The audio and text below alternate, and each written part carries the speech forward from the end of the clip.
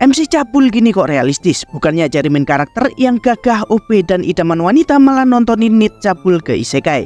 Kira-kira gini tanggapan penonton isekai overpower terhadap Rudeus Crerat, seorang tokoh utama dari Mushoku Tensei yang sering disanjung sebagai karakter yang realistis oleh fansnya sendiri. Kira-kira kenapa sih dia dianggap realistis oleh sebagian orang? Bagaimana sih karakter gagal nan cabul bisa dilihat sebagai karakter yang realistis? Yuk kita bahas, tapi sebelum mulai boleh dong like dan follow-nya akan sangat membantu perkembangan kreator kecil ini. Terima kasih dan yuk kita mulai. Pertama-tama kita perlu meluruskan dulu pemahaman bersama tentang definisi realisme. Menurut Kamus Cambridge, realisme adalah sebuah pola pikir, cara pandang dan aksi yang berdasar pada apa yang mungkin bisa terjadi, bukan berdasar pada harapan dan ideal yang mustahil. Jika kita kerucutkan lagi ke dalam kata realistik, maka ia berarti sebuah penerimaan. Penerimaan akan segala sesuatu dengan apa adanya dan tidak berharap pada masa depan yang nggak pasti. Misalnya aja saat kita membudidayakan telur ayam, maka anakan yang dihasilkan adalah anakan ayam. Nggak mungkin kita menetaskan bebek dari telur ayam. Dalam dunia literatur sendiri, aliran realisme dulunya adalah sebuah gerakan, sebuah perubahan dari abad 19 yang mampu mendobrak dunia literatur yang saat itu populer dengan romantismenya. Merubah karya tulis yang penuh akan keagungan alam dan manusia menjadi sebuah karya yang familiar dengan kehidupan sehari-hari. Sebuah gerakan yang condong untuk menceritakan kisah apa adanya daripada mendramatisir setiap kejadian yang terjadi. Tentu jika dilihat dari kacamata literatur, maka Mushoku Tensei tidak termasuk dalam aliran realisme. Ia adalah karya fantasi dengan pengagungan alam dan manusia. Tapi apakah Mushoku juga nggak termasuk dalam realisme di definisi yang umum? Apakah karakternya terlalu fantasi untuk masuk dalam definisi ini? Apakah sifat Rudeus benar-benar nggak masuk akal sampai-sampai nggak bisa dikatakan sebagai karakter yang realistis? Untuk menjawabnya, kita harus memahami banyak aspek yang membentuk karakter dan dunianya seperti yang ada dalam definisi realisme. Sebuah pola pikir dan aksi yang berdasar pada fakta yang terjadi di lapangan dan gak berdasar pada harapan dan ideal yang sangat mustahil. Dalam Mushoku Tensei, protagonis kita ini emang dari awal adalah seorang yang bermasalah. Sebelum reinkarnasi, hidupnya suram dan penuh akan kegagalan. Seorang penyendiri yang kabur dari trauma masa lalu. Seseorang yang sangat buruk sampai-sampai melakukan kegiatan yang gak bermoral. Nah, setelah reinkarnasi ke dunia Mushoku Tensei, sifatnya ini tentu aja nggak berubah. Tahun-tahun pertamanya diisi dengan banyak kejabulan dan kenakalan dari sifat yang nggak terkontrol. Ditambah lagi traumanya membuat Rudeus nggak bisa untuk keluar dari rumahnya sendiri. Memang secara alam bawah sadar Rudy mencoba untuk berperan sebaik mungkin jadi seorang anak kecil. Tapi bagi siapapun yang jeli, mereka sadar kalau anak ini memiliki kepribadian yang mungkin setara dengan orang dewasa. Menandakan sebaik apapun Rudy menyembunyikan identitas lamanya, sifat aslinya yang laki-laki parubaya masih bisa untuk dirasakan. Rudy mengingatkan Lilia pada bangsawan yang menatapnya secara mesum, sementara Paul bisa mengobrol bebas dengan Rudy layaknya seorang teman yang akrab. Dua karakter ini sejatinya merasa kalau Rudy punya jiwa seorang yang lebih tua dari seharusnya, tapi keadaan membuat Rudy dipandang seolah-olah seperti anak yang jenius. Di periode ini juga kita bisa menyaksikan Rudeus yang dipaksa untuk melakukan sesuatu yang secara nggak langsung juga berperan untuk merubah sifatnya. Tanpa adanya video games dan alat elektronik, Rudeus harus menemukan hal lain yang bisa membuatnya sibuk. Dan kebetulan satu-satunya media di rumah itu adalah buku sihir milik ibunya. Lewat buku itu ia memodeli dirinya dengan bakat sihir yang berguna di kemudian hari. Memang kemampuannya ini nggak membuatnya jadi dewa yang tak terkalahkan, tapi kemampuan ini cukup untuk membuatnya berkenalan dan berhubungan dengan banyak orang. Cukup untuk membantu dalam menjalani kisah hidupnya.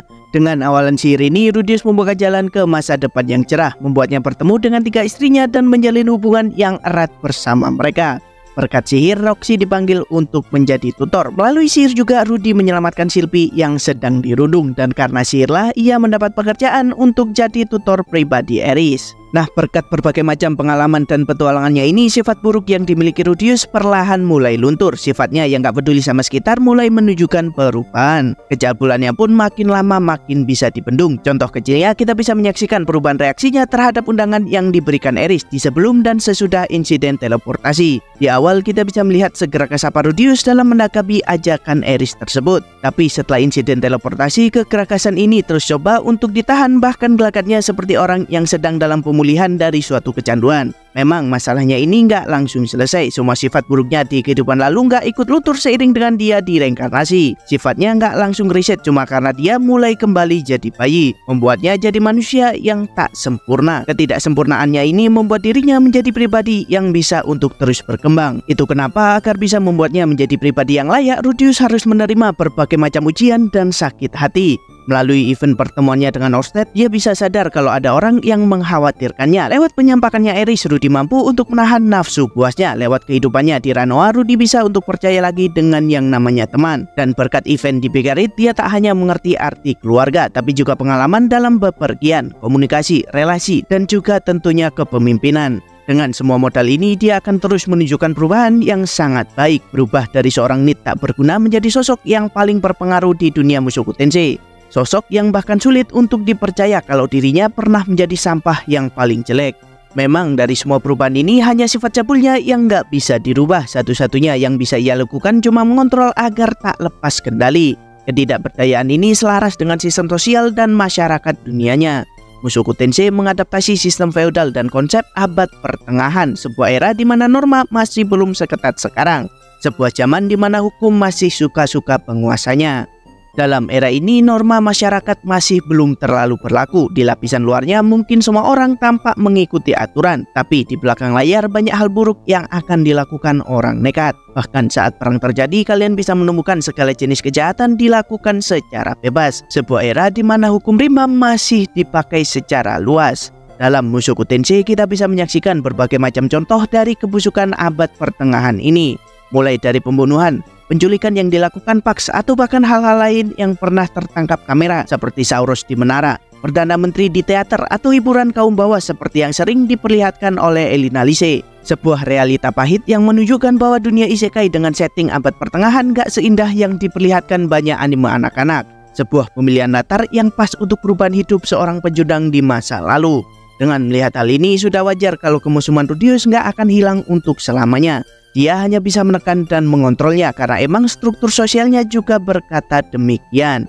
Tapi dari semua perjalanan itu, bagian mananya sih yang realistis? Nah, bagi kalian yang masih bingung, sebenarnya hal yang diapresiasi sebagai realistis adalah Rudius itu sendiri. Sebuah kisah hidup yang penuh akan lika-liku dan perjalanan hidup. Sebuah riwayat dari seorang yang coba untuk memperbaiki diri. Sebuah karakter yang gak sempurna, yang memiliki kelebihan dan kekurangan, yang hidup semaksimal mungkin demi dia dan keluarganya. Rudius hanyalah karakter biasa. Dia bukan karakter yang dibangun untuk menjadi dewa. Dia juga gak ditakdirkan untuk menjadi seorang pahlawan. Dia hanyalah manusia. Sama seperti kita, Rudius hanyalah seorang yang mampu berbuat salah. Seorang insan yang punya kelebihan dan kekurangannya sendiri. Seorang insan yang ingin merubah hidupnya. Seseorang yang cuma ingin bahagia di kehidupannya. Apakah salah manusia hidup dengan mengejar kebahagiaan? Apakah salah manusia memiliki kekurangan? Apakah salah manusia hidup dengan mengikuti moral dunia yang ditempatinya? Oke, itu aja yang kuomongin kali ini. Gimana menurut kalian? Kalau ada kritik, saran, atau pertanyaan, tulis saja di kolom komentar. Terima kasih dan yuk mari berdiskusi.